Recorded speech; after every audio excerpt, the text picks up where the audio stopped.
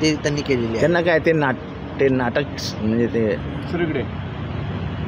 ते स्वतः नाटक कंपनी आहेत, स्वतःच मिमिक्री आर्टिस्ट आहेत, कोणाचीही नक्कल करू शकतात, म्हणजे आर्टिस्ट आहेत, जन्मजात आर्टिस्ट आहेत. आता स्वतःचा पक्ष वाढवायचा सोडून दुसऱ्याच्या पक्षात काय चालू आहे हे कशाला बघताय? आणि आम्ही खुलेआम सांगतोय की ह्या आमच्यातनं गेलेल्या कोणालाही दरवाजा उघडणार नाही. आमचे सगळे दरवाजे आम्ही बंद करून टाकलेत.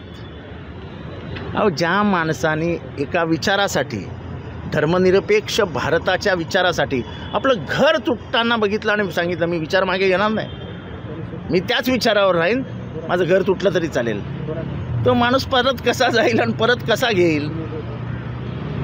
त्यांची दररोजची विधानं बघताय ना शरद पवारांची. काल त्यांनी इशारा दिला की दादागिरी करू नका, माझं नाव शरद पवार आहे. हा फक्त एका आमदाराला नव्हता, दादागिरी कुठे कुठे चालू आहे सगळ्यांना माहिती आहे, त्या सगळ्यांना इशारा होता. शरद पवार अत्यंत जिद्दीने महाराष्ट्र जिंकायचा या हेतूने बाहेर पडलेत.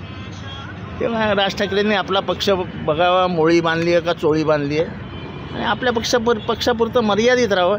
शरद पवारांचं उंची आणि राज ठाकरे म्हणजे फारच भोंग्याच्या मुद्द्यावर स्वतःला प्रश्न आहे. भोंगा आणि ते सरकार आणि डरपोक ते त्यांचा प्रकार आहे. मला वाटतं कमीत कमी वर्षभरात 50 वेळा CM यांच्याकडे चहा पिले आणि 50 वेळा हे CMकडे चहा पिले, 50 वेळा DCM यांच्याकडे चहा पिले आणि 50 वेळा हे DCMकडे चहा पिले. तर चहा पिता पिता जर बोलले असते तर मजा आली असती ना.